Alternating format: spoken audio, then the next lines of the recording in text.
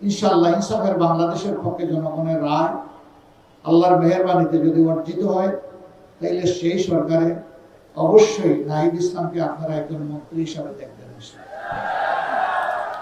এই নাহিদ ইসলামরা ইনশাআল্লাহ আগামীতে বাংলাদেশ নামের উড়োজাহাজ যেটা, ওইটার ককপিটে ওদেরকে পাইলট হিসাবে, ক্যাপ্টেন হিসাবে বসাই দেবেন, আর আমরা গিয়ে পিছনের সিটে প্যাসেঞ্জার হিসেবে বসবো। আমরা বিশ্বাস করি বাংলাদেশকে সঠিক গন্তব্যে এরা নিয়ে যাবে ইনশাআল্লাহ। বাংলাদেশের উন্নয়ন কেউ ঠেকাতে পারবে না। এদেশের মানুষ মেধাবী এবং পরিশ্রমী। অতীতের নেতৃত্বের মধ্যে সততার অভাব ছিল, তাদের মধ্যে দুর্নীতি থেকে হাতকে মুক্ত রাখার সেই শপথ ছিল না, দেশের প্রতি দায় ছিল না। এই জন্যই বাংলাদেশ আগাতে পারেনি। আমরা আশা করব যুবকরা আমাদেরকে হতাশ করবে না ইনশাআল্লাহ। তারা আমাদেরকে সামনে নিয়ে এগিয়ে যাবে। আজকে একজন যথার্থই বলেছেন, এখানে দুইজন প্রার্থী আছেন, দুইজনকে আপনারা চিনেন। নাহিদ ইসলামের জন্ম এখানে, বেড়ে ওঠা এখানে। আমি মার কাছে মাসির গল্প শোনাতে চাই না, আমার চাইতে নাহিদকে আপনারা ভালো চিনেন। কিন্তু এটা বলতে চাই, ইনশাআল্লাহ ইনসাফের বাংলাদেশের পক্ষে জনগণের রায় আল্লাহর মেহেরবানিতে যদি অর্জিত হয়, তাইলে সেই সরকারে অবশ্যই নাহিদ ইসলামকে আপনারা একজন মন্ত্রী হিসাবে দেখবেন।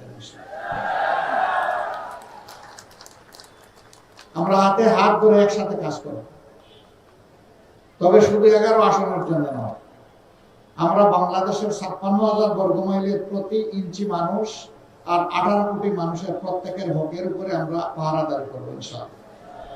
কারো সাথে আমরা বেইনসাফি করবো না। এই এলাকা ঢাকার অন্তর্ভুক্ত, রাজধানীর প্রাণকেন্দ্রে অবস্থিত হওয়া সত্ত্বেও হাজারো সমস্যা জর্জরিত ওই কারণেই যে সমস্যাগুলো সমাধান করতে গিয়ে দেশের টাকা বিদেশে চলে গেছে, কোনটা কানাডা, কোনটা সিঙ্গাপুর, আর গড়ে উঠেছে সুরম্য বেগমপাড়া। আমরা যদি সেই টাকাগুলো ফিরিয়ে আনতে পারি, আর আগামীতে আর কোন রাজনৈতিক দুর্বৃত্ত যদি দেশের টাকা লুণ্ঠনের সেই দুঃসাহস না দেখায়, বাংলাদেশ হুড় করে সামনের দিকে এগিয়ে যাবে ইনশাআল্লাহ। এই জাতির ভাগ্য বদলের জন্য 5টি বছর আমরা মনে করি যথেষ্ট। এরপরে বাংলাদেশ রাস্তা খুঁজে পেয়ে যাবে এবং সেই মহাসড়ক ধরে ইনশাআল্লাহ বাংলাদেশ এগিয়ে যাবে সামনের দিকে। আমরা আপনাদেরকে ওরকম কোনো আশ্বাস দেব না, এখানে যেটা আছে তাই দিব, যেটা নাই ওটা অন্যভাবে বলবো, এগুলা নাই। আমরা কোনো ভুল বল আশ্বাসে নাই। যা বলবো ইনশাআল্লাহ আল্লাহর উপর ভরসা করে সেইটাই করার চেষ্টা করবো, জান প্রাণ দিয়ে।